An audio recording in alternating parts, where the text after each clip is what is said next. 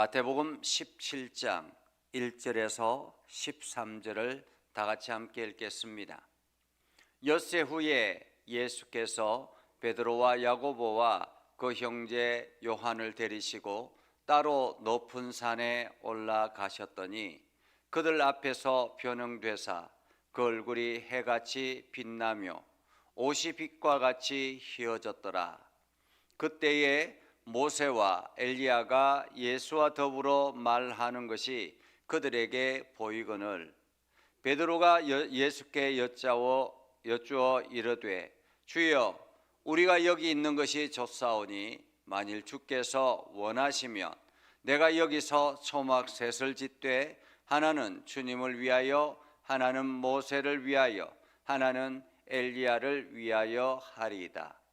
말할 때에 호련히 빛난 구름이 그들을 덮으며 구름 속에서 소리가 나서 이르시되 이는 내 사랑하는 아들이요 내 기뻐하는 자니 너희는 그의 말을 들으라 하시는지라.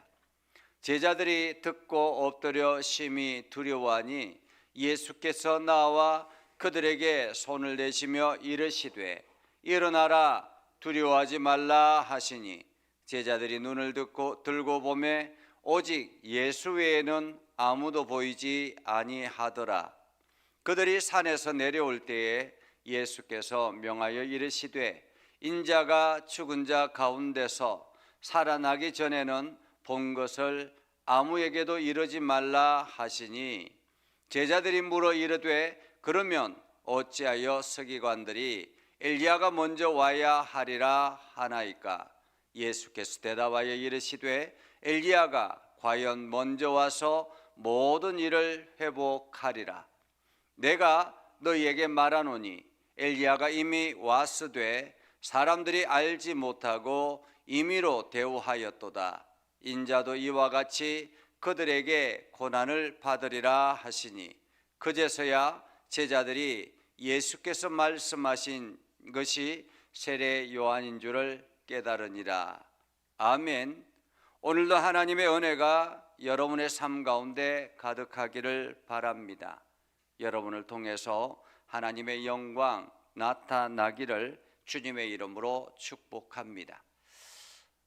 베드로는 예수님의 제자로서 수석 제자로서 사도의 역할을 능히 감당했습니다. 물론 예수님께서 십자가에 달릴 때는 도망쳤지만은 나중에 부활하시고 성천하시고 성령의 충만한 가운데 거할 때에는 베드로가 과감하게 복음의 증인의 역할을 하며 살아갔지요. 그리고 그가 마지막 죽음을 맞이할 때에는 로마에서 십자가에 거꾸로 매달려서 죽음을 맞이했다고 하는 그러한 전성이 있습니다. 그 이유는 예수님이 십자가에 달려 돌아가셨는데 내가 어떻게 감히 예수님처럼 십자가에 달리겠는가? 그래서 나를 거꾸로 매달아 죽여라 라고 해서 베드로가 십자가에 거꾸로 매달려 죽었습니다. 그런데 그가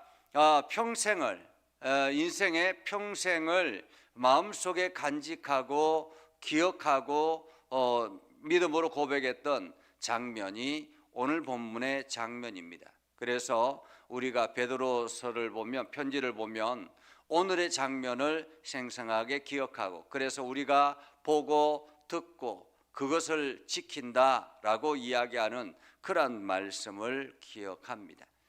그렇기 때문에 오늘 이 말씀은 베드로가 평생에 기억했던 신앙의 표대다 이렇게 말할 수가 있겠죠. 오늘 본문의 말씀은 엿새 후라는 것입니다. 엿새 후. 여기서 엿새 후라는 말은 베드로가 예수님 앞에 신앙 고백을 하잖아요. 가이사랴 필립보에서 너는 나를 누구라고 하느냐, 너희는 나를 누구라고 하느냐라고 했을 때 베드로가 주는 그리스도시요 살아계신 하나님의 아들입니다. 한마디로 메시아이고 우리의 구원자입니다 라고 그렇게 고백하죠. 그러자 예수님께서 그 베드로에게 너의 그 고백의 바탕 위에 반석 위에 내가 교회를 세우겠다. 그래서 너는 이제 시몬이라고 하지 말고 베드로라 하라 이렇게 이름을 계명시켜 주셨습니다. 그렇게 예수님께서 베드로를 칭찬하시고 난 다음에 예수님이 당신이 십자가의 죽음을 맞이하게 될 것이고 장차 그 죽은 후에 부활하여서 너희에게 나타나게 될 것이다 라고 하자 베드로가 강력하게 반대하잖아요. 주님, 우리가 그렇게 두지 않겠습니다 라는 말이죠. 우리가 그렇게 두지 않겠습니다. 그러자 주님께서 갑자기 베드로를 향해서 이 사탄아 물러가라, 그렇게 강력하게 말하죠. 사탄아 물러가라. 어쩌면 이 베드로는 얼마나 당황스러웠을까라는 생각을 해봅니다. 왜냐하면 베드로는 철저하게 주님을 위해서 내가 언제든지 목숨을 걸 각오가 되어 있습니다. 주님이 그 십자가에 저 서기관 바리새인들 저들에게 붙잡혀서 죽는 것을 내가 두고 볼 수 없습니다. 뭐 이런 마음으로 안 됩니다라고 했던 거잖아요. 그런데 오늘 예수님은 뭐라고 합니까? 사탄이라고 그렇게 강하게 말하죠. 그러면서 제자들에게 말합니다. 자기 십자가를 지고 나를 따라오지 아니하면 누구든지 하나님 나라를 볼 수 없다라고 말씀하시면서 제자도에 대해서 이야기를 합니다. 이렇게 제자도에 대해서 이야기를 하고 난 다음에 엿새 후라는 거죠. 어쩌면 그동안의 제자들의 마음속에는 여전히 그 예수님이 강력하게 말했던 그것이 남아있을 수 있겠습니다. 사실 여러분들도 그렇지 않습니까? 이게 말씀을 이게 설교를 듣는데 강하게 누군가 그 설교자가 나를 위해서 나를 향해서 막 이렇게 강한 메시지를 하면 목사님이 나를 어떻게 그렇게 말할 수 있어? 뭐 이렇게 할 수 있잖아요. 그것처럼 어쩌면 이 엿새 후라는 말은 베드로나 제자들의 마음속에 여전히 불편함이 있었을 수 있겠습니다. 그런데 엿새 후에 예수님께서 베드로와 야고보와 요한을 데리고 따로 높은 산에 올라가셨다. 여기에서 베드로와 야고보와 요한은 아마도 늘상 예수님과 함께 예수님의 생각을 같이 나누었던 그러한 가장 가까운 세 명이었던 것 같습니다. 그렇게 베드로, 야고보, 요한을 데리고 높은 산에 올라갔습니다. 우리가 성경에 보통 보면 산 하면 하나님의 임재, 하나님의 음성을 듣는 그러한 장소입니다. 모세가 율법을 받았을 때도, 모세가 계시를 받았을 때도, 엘리야가 하나님의 음성을 들었을 때도 바로 산이었습니다. 그렇기 때문에 이 성경에서 산하면 하나님 앞에 하나님의 음성을 듣는 그러한 장소, 이렇게 볼 수 있겠습니다. 자, 이 세 명의 제자를 데리고 높은 산에 올라가셨습니다. 그런데 그 산에 올라가자마자 갑자기 예수님께서 변형되셨다. 여기서 변형되셨다라는 것은 모습이 완전히 다른 사람이 됐다 이런 의미가 아니죠. 동일하게 예수님의 모습인데 그의 모습이 환하게 비쳤다, 빛이 났다 이런 의미입니다. 그런데 이것이 한 사람은 본 것이 아니라 그들 앞에서라고 말하는 것은 세 명이 동일하게 예수님을 그렇게 보았다라는 거죠. 예수님의 얼굴에 빛이 나기 시작했고 옷이 그동안에 빨래가 제대로 되어 있겠습니까? 그런데 누더기처럼 입었던 그 옷이 갑자기 빛이 나고 하얗게 휘어지게 보였다라는 거죠. 그러면서 그때에 모세와 엘리야가 예수와 더불어 말하는 것이 이들에게 보였다, 그들에게 보였다. 그러니까 세 명이 동일하게 이 장면을 보았다라는 거죠. 한 사람만 보았으면 그냥 잠시 동안 착시 현상 이렇게 볼 수 있겠습니다. 그러나 세 명이 동일하게, 세 명의 제자들이 동일하게 이 장면을 보았다라는 거죠. 예수님과 함께 대화를 나누는 사람이 모세와 엘리야였습니다. 모세는 어떤 사람입니까? 이스라엘 백성들이 율법을 철저하게 지키는 그 출발점이 바로 모세였습니다. 그래서 모세하면 율법 이렇게 생각했던 거죠. 엘리야는 어떤 사람입니까? 엘리야는 하나님의 말씀을 과감하게 선포하며 선지자의 가장 어뜸되는 사람이었습니다. 그래서 선지서의 대표되는 사람이 바로 엘리야, 선지자하면 엘리야, 율법하면 모세, 이것이 이스라엘 유대인들에게는 늘 기억되는 사람들이었습니다. 그런데 그 출발점에 서 있는 모세와 엘리야가 예수님과 더불어서 대화를 나누고 있는 장면을 이 세 명이 보았다라는 것입니다. 보았다. 얼마나 감격스러웠을까요? 얼마나 놀라웠을까요? 얼마나 은혜로웠을까요? 우리가 하나님의 말씀을 우리가 주일날 설교를 듣거나 어떤 예배를 드릴 때 은혜가 풍성할 때 막 감정이 복받쳐 오르고 하나님의 은혜가 넘쳐나기 시작하면 그 환경이 막 다르게 보이잖아요. 오늘 베드로가 그랬던 것입니다. 그래서 자기도 모르게 베드로가 이곳이 너무 좋다. 그래서 주님 앞에 여쭙죠. 주님, 이것이 너무 좋습니다. 이 장소가 너무 좋습니다.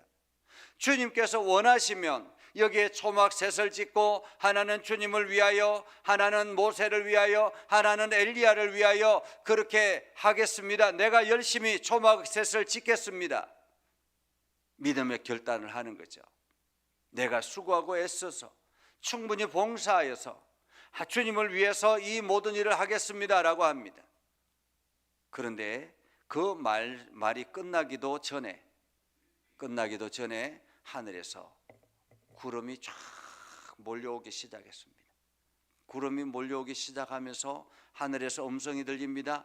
이는 내 사랑하는 아들이요 내 기뻐하는 자니 너희는 그의 말을 들으라. 이는 내 사랑하는 아들이요 내 기뻐하는 자니 너희는 그의 말을 들으라. 그의 말을 들으라. 하나님의 음성이 들린 것입니다. 하나님의 음성을 듣자 이들이 혼비백산하죠. 그리고는 그 자리에 엎드려서 두려워 떨었다고 합니다. 마치 이스라엘 백성들이 이제 광야에서 하나님의 음성을 들었을 때 그들이 두려워 떨어가지고 그 자리에 엎드려서, 그리고는 모세에게 이야기하잖아요. 이제는 하나님이 직접 우리에게 말씀하지 말고 당신을 통해서 말씀하였으면 좋겠습니다. 그래서 그때부터 모세가 하나님 앞에 기도하고 하나님의 음성을 듣고 이스라엘 백성들이 전달하기 시작했잖아요. 그것처럼 이 제자들이 갑자기 하늘에서 음성이 들리자 두려웠던 것입니다. 그래서 땅에 바짝 엎드리자 예수님께서 어깨에 손을 툭툭 대시면서 두려워하지 말아라, 두려워하지 말아라 라고 하자 제자들이 일어나서 예수님을 바라보는데 예수 외에는 아무도 없더라라는 거죠. 조금 전에 있었던 모세도 엘리야도, 그렇게 하늘에서 구름이 쫙 몰려왔던 그 구름도 사라졌다라는 것입니다. 오로지 예수만 보였다라는 말이죠.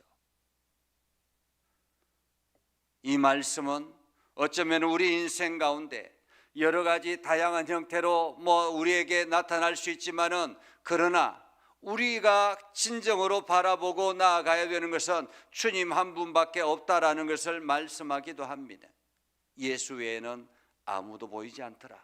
우리 인생에서도 예수 외에는 아무것도 보이지 않더라. 여러분의 삶의 여러 가지 문제, 갈등, 그러한 속에서 기도하고 하나님의 은혜를 경험하지만은 그 속에서 가장 중심되는 것은 바로 예수 그리스도여야 합니다. 예수 외에는 아무도 보이지 않더라. 목사도 보이고 장로도 보이고 권사도 보이고 이런 것이 아니라 오로지 우리 신앙의 표대는 예수 그리스도라는 것입니다. 저 사람이 어떻게 왜 저럴 수 있어? 저 사람이 어떻게 저렇게 신앙생활 잘한다고 하면서 왜 저럴 수 있어? 아무런 소용이 없다라는 것입니다.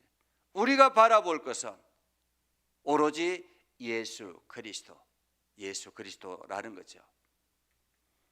그러면서 이제 제자들을 데리고 예수님께서 산에서 내려오십니다. 내려오시면서 제자들에게 당부하죠.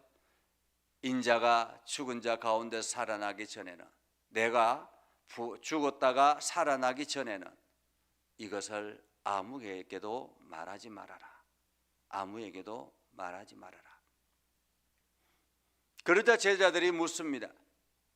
이제 제자들이 묻죠. 아니, 서기관들이 이야기하기를 엘리야가 먼저 와야 된다고 했는데, 메시아가 오기 전에 엘리야가 먼저 온다고 했는데 엘리야가 어디 있습니까? 라는 거죠. 당신이 메시아이면 엘리야는 어떻게 된 겁니까? 라는 거죠.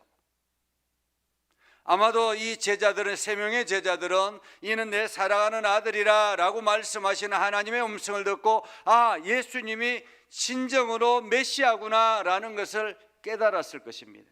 진정으로 메시아구나 하는 것을 깨달았을 것입니다. 그런데 그러면 예수님이 메시아면 선지자는 어디 있습니까? 엘리야 선지자는 어디 있습니까? 라는 거죠. 그러자 예수님께서 대답하죠. 엘리야가 과연 먼저 와서 모든 일을 회복하리라. 내가 너희에게 말하노니 엘리야가 이미 왔으되 사람들이 알지 못하고 임의로 대우하였도다.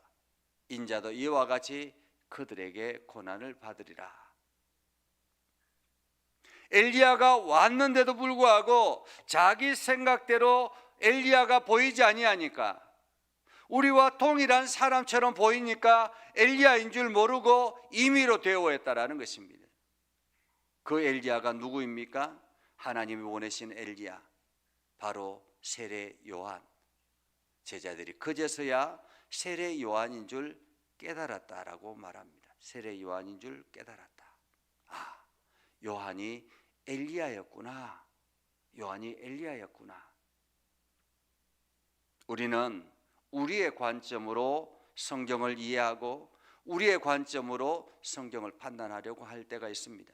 그래서 엘리야도 보이지 아니하고 메시아도 보이지 않는 그러한 신앙생활을 할 때가 있다라는 것입니다. 그러나 우리는 하나님의 관점에서, 하나님의 시각에서 세상을 바라보고 판단하고 나아갈 때에 오늘도 하나님의 은혜가 여러분의 삶에 가득하게 될 것입니다. 그래서 여러분들이 오늘도 그 믿음 안에 굳건하게 서는 복된 하루가 되기를 주님의 이름으로 축복합니다. 기도하겠습니다. 살아계신 아버지 하나님,